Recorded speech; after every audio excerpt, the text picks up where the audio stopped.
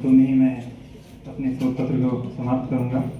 जैसे कि वर्तमान में प्रवासियों के संघर्ष की जो अभी के वर्तमान के प्रवासी हो तीसरी चौथी पीढ़ी के ही प्रवासी हैं। जो असली संघर्ष हुआ करते थे वो पहली दूसरी पीढ़ी के प्रवासी जो आज के समय में नहीं है। जैसे कि हम लोग सत्र के दौरान भी सुन रहे थे कि पहले पीढ़ी के प्रवासी वे थे जिन्हें एग्रीमेंट जैसे गिरमिटिया पद्धति के दौरान या कॉन्ट्रैक्ट के बेसिस पे ले गया गया। असली संघर्ष उनका था क्योंकि उनका संघर्ष जीवन के लिए था। वो अपना देश, अपनी मिट्टी, अपना घर परिवार, अपना नाम पहचान तक खो के चले गए थे और एक वीरान आबादी में उनको ले जाया गया बस एक व्यवसायी पद्धति पे कि उनको खेती कराएंगे। सोना लाल पतीना अभिमन्यु मन्नत का उपन्यास है, उसमें उन्होंने जिक्र भी किया है कि उन्हें सोने के लालच में दे करके और वहाँ द्वीप पे ले जाते हैं और क्या उनके साथ जाती होती है। तो सुसंवेदी ने उन अंशों को भी छुआ है और द्वितीय पीढ़ी के जो खाड़ी परक देशों में गए व्यवसायिक दृष्टिकोण से, रहन सहन की दृष्टि से कि हम अच्छा रोजगार पाएंगे, अच्छा कमाएंगे, तो वहाँ खैर भावना मैम ने जिक्र भी किया और सर लोगों मंचासीन लोगों ने भी जिक्र किया कि अपने पारिवारिक आवश्यकताओं की पूर्ति के लिए दूसरी पीढ़ी के लोग भी गए कि हम वहाँ रहन सहन की दृष्टि से हम अच्छा रोजगार, अपना अच्छे पैसे लेके आएंगे। और तीसरी पीढ़ी में वो हुए गए जो वहाँ के सुख सुविधाओं से आकर्षित होके गए। उनकी भी समस्याएं ऐसी रही क्योंकि उनकी समस्याएं जैसे नस्लवाद की समस्या आई।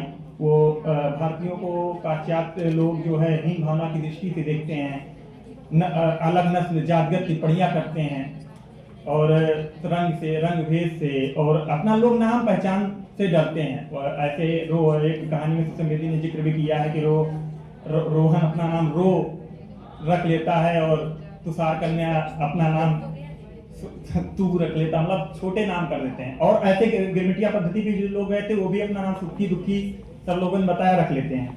तो इन समस्याओं के मनोवैज्ञानिक समस्याएं भी आती है, आत्महत्याएं कर लेते हैं लोगों को टॉर्चर किया जाता है। आए दिन जो समस्याएं वर्तमान समय में अगर रिलेट करके हम देखेंगे तो हमारे देश में जैसे हम जो व्यवहार नॉर्थ ईस्ट के साथ कर रहे हैं वही व्यवहार हमें पाश्चात्य में अपने देश के साथ देखने मिलेगा। हम उनके लिए ईस्टर्न हैं, जैसे नॉर्थ ईस्ट हमारे लिए हैं, हम वेस्ट के लिए, अमेरिका और ब्रिटेन के लिए ही हम नॉर्थ ईस्ट की तरह हैं। हम बंदर, गोरिल्ला ऐसे शब्दों का इस्तेमाल वो करते हैं।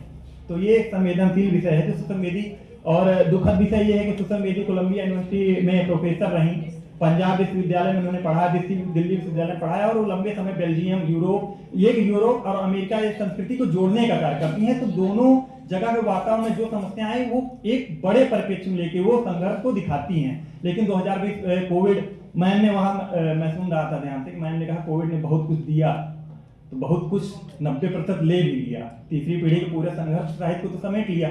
सुसंवेदी जी के डेथ हो गया कोविड में, उनका देहांत हो गया और उनके, मेरा विषय क्षेत्र भी यही है मतलब शोध का, तो मैं बताऊंगा कि उन्होंने अपनी रचना हवन उनकी पहली सबसे सशक्त रचना मानी जाती है, जिसमें अनिमा नाम की कैरेक्टर रहती है और वो जो रहती हैं वो जाती हैं कि वो अपने पति का देहांत हो जाता है और मतलब उनकी पुत्री लोग सब मतलब वहाँ जाती हैं तो उनको रोजगार नहीं मिलता, उनकी शिक्षा नहीं पूरी होती है, उन्हें मतलब काफ़ी यातनाएं झेलनी पड़ती, मतलब उन्हीं एक ही रचना में समस्त समस्याओं को उन्होंने दिखाने का प्रयास किया है।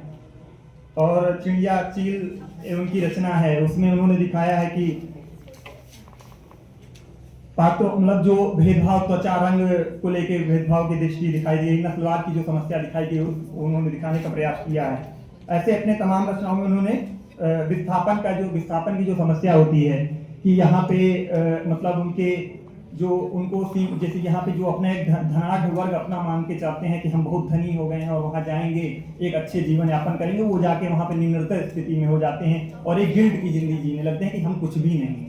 तो अपने देश में अच्छी स्थिति होकर वहाँ पे जाके निम्नतर स्थिति में, मैं उदाहरण भी देना चाहूँगा रचनाओं के माध्यम से नहीं, विराट कोहली जैसे या बड़े बड़े जो यहाँ के 200 मिलियन फॉलोअर हैं वो यहाँ से जाके लंदन में एक सामान्य जिंदगी में हो जाते हैं, बगल का एक दुकानदार नहीं पहचानता है। तो ऐसी स्थितियों को सुसंवेदी ने एक व्यापक रूप से उठाया है कि हिंदुस्तानियों की क्या स्थिति विदेशों में है। खतरा उपन्यास में एक शैक्षिक चुनौती को मैं दिखाना चाहूँगा। उसमें कक्कू रहता है, वो यहाँ बहुत पढ़ने में बहुत मेधावी रहता है, IITian बनने का सपना रखता है, और वो जब उसे उसके अपने पिताजी लेके जाते हैं विदेश में, तो वहाँ पे जाता है तो देखता है कि यार इसकी मेधा तो कुछ भी नहीं है, और उसे उसके साथी सहपाठी वो एक मानसिक रूप से ग्रसित हो जाता है और एक पागलपन का शिकार हो जाता है। मतलब उसकी मेधा जो है इतनी वहाँ पे बस खाली वहाँ के परिवेश ही उसको इतना दबा देता है कि वो एक पागल मतलब शैक्षिक और मानसिक यातना का शिकार हो जाता है। इसी के साथ मैं समाप्त करना चाहूँगा। धन्यवाद।